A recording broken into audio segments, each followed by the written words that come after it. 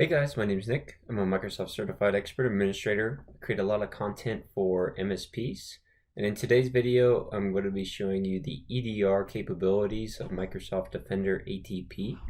And in this video, I'll be walking through some of the basic capabilities from the automated investigation and response and the incidents that you would see from alerts that accumulate on these particular devices. So this is my main dashboard here, Security Operations in the Microsoft Defender Security Center.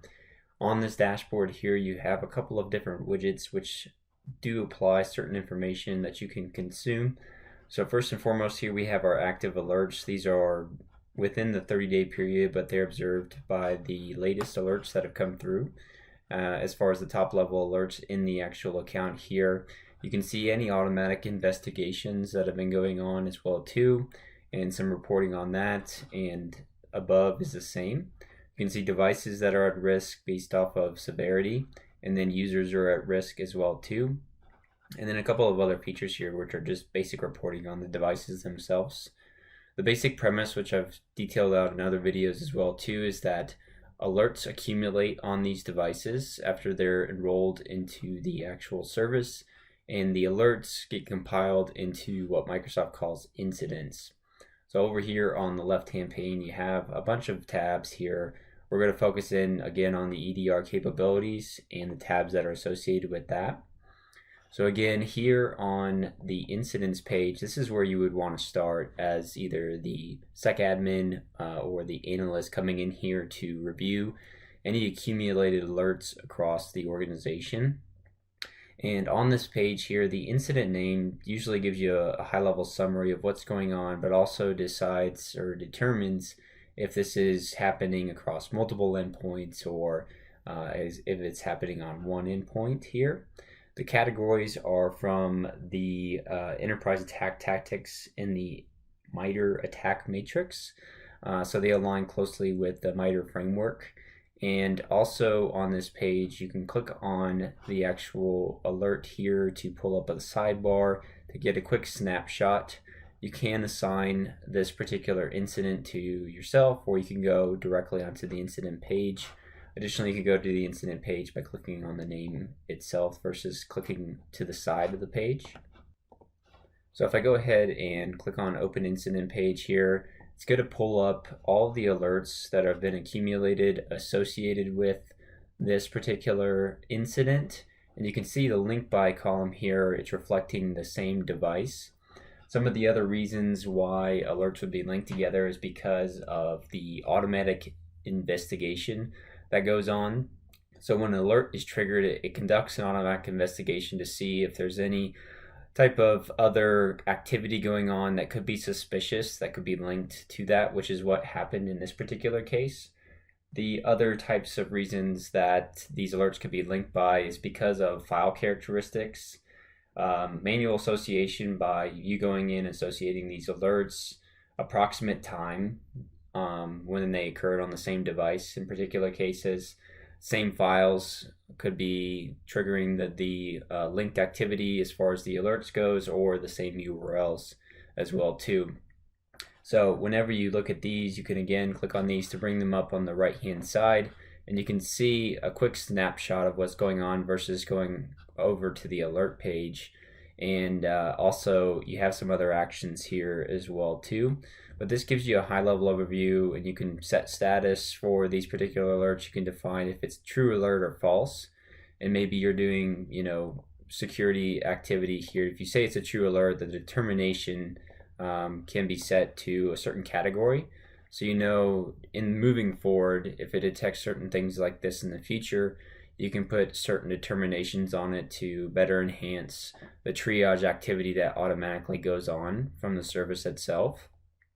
And so in here you have a lot of different metadata that's giving you a lot of deep reporting on the activity. You even have links to the MITRE attack framework articles here for the techniques. You can see the detailed activity and ways to prevent that, and the common exploit methods and things of that nature. You also have description recommended actions for these alerts as well too. You can see if there's any automated investigations going on that require approval, and I'll get into those here in a minute as well. You also have incident details, which compile the alerts that are composed of the incident, the impacted assets, so the devices that have been impacted by this particular alert and incident, and then what they were linked by. And you can add new comments here to basically start to triage notes of what you're doing to try to remediate the activity or thoughts on what's going on with this particular alert in general. Some of the other tabs here, again, you can see what devices are affected by this particular incident. You can see if there's any automatic investigations going on or that have gone on in the past. Alerts that are classified as malicious are automatically remediated with the service in Defender ATP, and the alerts that are identified as suspicious are sometimes queued up in a recommended approval, which is what has happened in this particular case. You can decide to choose in the settings to become more and more automated in the sense of the approval process for suspicious alerts. And I recommend doing that after you've gone through some type of pilot phase where you understand certain types of alerts that are going on before going into full remediation in the environment. But I'll get into that here in a minute. The evidence tab here basically goes through, and when it's doing its scan after it detects some type of malicious or suspicious activity, it's running through all of the various processes, IP addresses, anything else on the device, files, anything like that that can be looked at as suspicious. And here, it's detecting that this executable that came from Notepad was suspicious, and then finally this process ID here identified it as malicious and prevented that, but also gave us some automated activity as well too that we can go in and handle. On the graph here, it just displays a basic logical view of what was going on, the IP address that this came from, and then it defines the file here and gives you some metadata on this file. And this is pulling in from all of the Microsoft data as well too. It gives you the virus total ratio, which is a third-party service, and you can perform certain actions on this file as well too, which I'll get to here in a minute. The other thing that you can do is you can manage this incident as an administrator. You can put tags on the incident if you really wanted to. You can assign it to yourself, or you can resolve the incident after you've done it. You can mark it as true or false alert for machine learning that's going on behind the scenes in the activity. Consult a threat expert is limited to being granted into that feature set. So I'm not going to really touch on that piece. And then comments in history, you just have all the comments in history from anybody between yourself or anybody else working on this in the particular organization. So you have the history there to view. As far as the incidents goes, you can again see them as far as this right-hand panel, but you could also click on Open Alert Page. The alert page here allows you to see a tree graph of kind of how this started and where it became detected as suspicious or malicious in the event timeline. And this is just basic story about it. Up top here we have the affected users or assets. So in this case, it's the MDATP4 machine, and NROS here was the user on that device that was logged in. You have the other metadata here on the right. Again, what we saw before on the other page here, but this is just giving us the tree view. You can see this in the timeline, and this will pull up the machine itself. And so it'll show you the timeline of events that happened around suspicious event, and you can better narrow down what happened to lead up to this event that you can use to isolate the device or do other activities here to see how this exactly occurred and decide whether or not it is actual malicious behavior if Microsoft determined it as suspicious activity. The other things that you can do here is you can create a suppression rule for this as well too, if it's something that you decide is not actually malicious and you want to hide or resolve these alerts that come up because it's a false positive. And you can decide whether this file, this process was something that you can whitelist within the tenant itself. You can also, in here, again, manage the alert with the classifications or determinations, or you could link it to another incident if you found some commonalities there that you wanted to compile and better categorize this incident as well too. Within the timeline, again, or looking at the machine itself, you can see certain processes that are on the machine in the sense of all active alerts. You can isolate the device, you can restrict app execution, and you can run antivirus scan. You do a lot of different things here as far as the actions goes. I'll go ahead and open the device page here, and you'll notice up top it's giving me a path to go back and look at these things, so I'm not just having to click on these tabs on the right hand or left hand side to manage all of this. On our device page here, we have a lot of things going on, and again, we can apply tags to aggregate certain devices together based off of maybe their executives within the organization, or maybe you want to manage tags based off of certain devices and OS versions or something of that nature. But you can aggregate these devices based off of tags and apply permissions or access controls to those devices for different members who are accessing this portal within your environment. Again, you can isolate the device from the network, and it still maintains the service with ATP, so you can do additional work and try to mitigate the spread if it is something that is malicious on the device. You can restrict app execution to only Microsoft signed applications, and again, all these you can reverse really easily after you're done with your intensive investigation or remediation. You can run antivirus scan. This is using Microsoft Defender AV to run the scan, and you can collect investigation package. It's just forensic information, part of the audit logs on the device. Some of the additional things that you can do here is initiate a live response session. This is a remote shell connection to the device where you can run some commands to do some heightened response activity in the sense of removing files completely off of the device or injecting your own scripts, PowerShell scripts, to perform certain automated actions. You might be using your own RMM to do this today, but this does allow you to connect and do that as well too.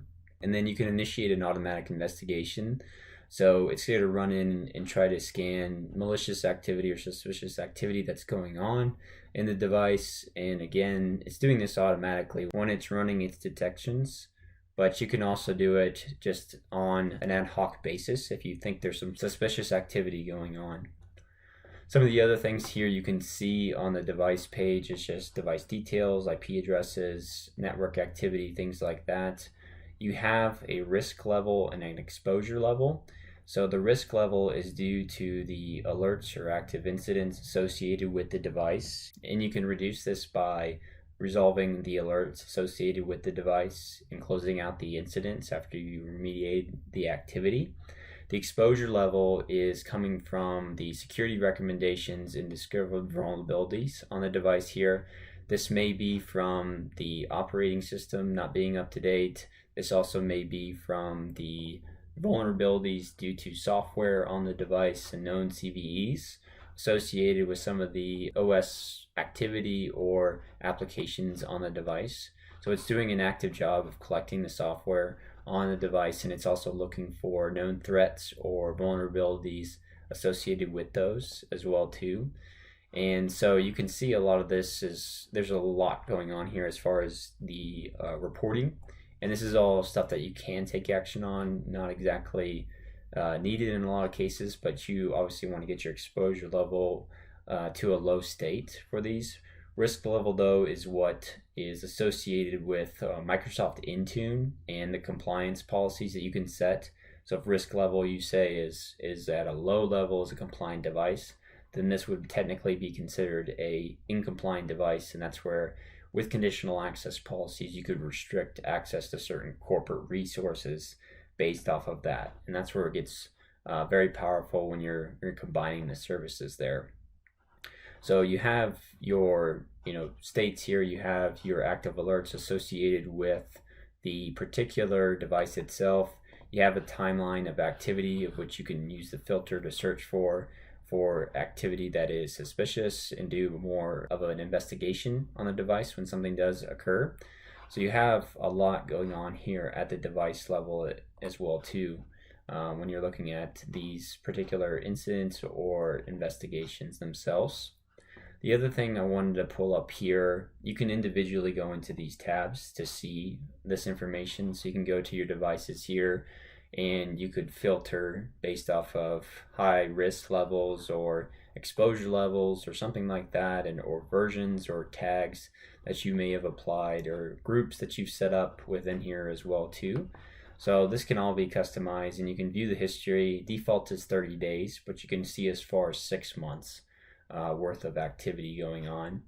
A couple of other things I'll touch on real quick here. You'll notice your domains, if it's associated with an on-premise domain or if it's in Azure Active Directory. You have your OS platforms here as well too. You have your health state, and on this particular platform you can also see the tags as well too, and you can see whether or not these are in an active state or not as well too. They become inactive after 7 days of not being able to check in with the Windows Defender ATP service itself, and now maybe because the device is shut off or something like that. The alerts queue is here as well too. So this is all the alerts, and again, I like to start at the incidents because it compiles the alerts into the ones that I want to see there. But you can also use this page to see this particular alert itself, and you can go in and you can just look at the alert itself and link it to another incident if you see that. Some alerts aren't always compiled into incidents, they're just by themselves, so you do want to sometimes see that. As far as the files go, you can do deeper analysis on the files as well too, or look at them in a certain way here that is particular to the file. So you have this notepad executable, you have the alerts associated with that, the virus total ratio, if there is anything associated with that, observed worldwide, you can see that as well too, or in your organization. You can open the file page, you can add an indicator here to better detect this in the future, and this is looking at the file hash, and you could set a custom date range for it as well too if you wanted to. For the response action, you could choose to alert and block that if it is something that you want to just isolate completely inside the organization. You can download the file as well too to upload for deep analysis, and if I click on the open file page here, again it's isolating this file, giving me a dashboard view. These things that you can see as far as prevalence, the ratio, the malware detection, and all that.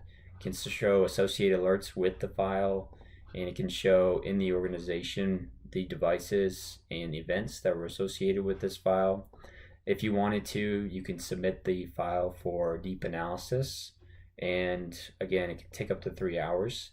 But if you're unsure about a file's malicious capabilities, you can submit this to Microsoft and they'll detonate it in a sandbox environment for you and return back a report that shows you basically the observed activity that went on, the observed processes that occurred when the file executed, and things of that nature, so that you can decide whether or not you want to mark it as malicious and remove it from the organization. So if you do, you have certain actions here that you can take. Again, you'll notice that the stop and quarantine file is already just grayed out here. You do have to go into your settings here under advanced features and turn this on to allow for you to be able to see that information. So again, if I go back in here now, this will take some time to propagate, but the only other reason this would be set as something that you cannot do is because it's signed by a Microsoft publisher. And you'll notice as I hover over here, the actions have been disabled to prevent negative impact on the devices. So this was just a test incident I ran with the evaluation lab within here as well too. But those are some of the things that you can do with the files as well.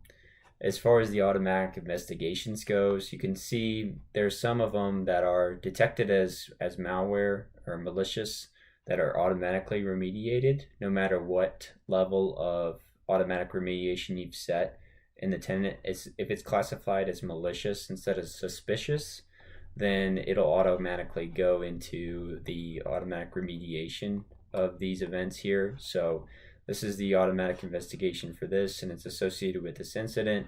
Shows you the status, and it shows you the timeline and all the metadata associated with that. If I was to go into the investigation page, I can see the incident graph here, which basically looks at all the activity that went on with the automatic investigation, the entities analyzed, and it shows you, they remediated 7 files with this malware detected. And you can go in and see the associated alerts related to this. The severity is low, again, because it's looking at both the ATP service and also the Defender AV service on the device. So if it's isolated to one machine and it's not something that could necessarily impact the entire organization as an advanced persistent threat, then it's going to mark it as a low severity here, because Defender AV basically just handled it on the device and remediated the incident without it growing it into the rest of the devices on the network. So just keep that in mind if you're confused of why the severity would be lower in some cases. You have your similar data here that reflects, what devices this was happening on, or what devices the automatic investigation occurred on, the evidence associated with it and the action taken, and the detection source as well too. The entities that were scanned and remediated here, you'll see the files that were scanned and the ones that were remediated in the sense of seeing this malware on or in that particular file. Then you have your audit log of everything that it did here, and your timetable as well too. So it's all very detailed in the sense of the metadata that you see.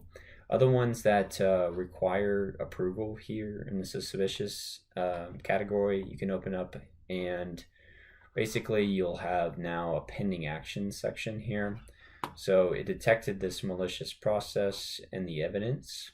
And so it's noted that it's got a suspicious process injection observed here, but you'll notice on this one I have a pending actions. And if I pull this up here, it'll ask me if I want to approve or reject this. And its verdict here is that it has malicious content. At this level, you can go and do more advanced hunting if you want, but you can go ahead and approve this as well, and it'll stop that process on the particular device, and then it'll process that on the device itself as well too. You could cancel the investigation if you wanted to, but this will go into a pending approval, and then afterwards, after it finishes closing out or stopping the process on the device, it'll go into a remediated status. So definitely a lot going on here that you can do. What I would recommend also is in the evaluations and tutorials section is that you can go in here and you can spin up virtual machines and run simulations on them as well too. And these are from third parties like SafeBreach and AttackIQ. And this will give you a good idea of what you saw in the sense of the alerts showing up, the incidents compiling, and everything that's going on the device that you can do, just so you get a good idea of how you can start to navigate this within your own company as far as triaging these events and spreading work out between members. Because obviously, if you are trying to scale this across your customers, there's going to be some pretty dedicated heads that have to be in here associated with these.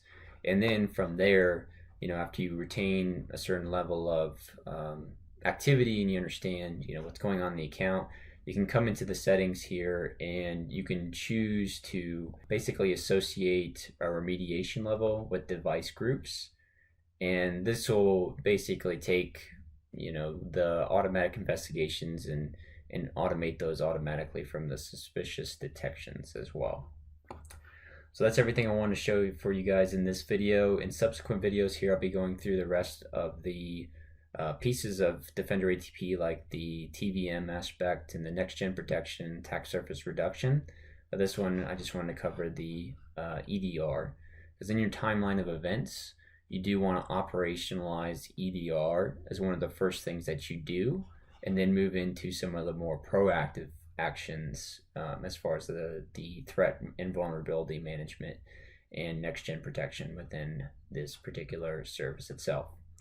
So that's all I have for you guys. If you guys have any questions or comments, feel free to leave them below. Otherwise, please like or subscribe if you want to get more content around Microsoft 365 and the MSP space. Thanks, guys. Have a great day.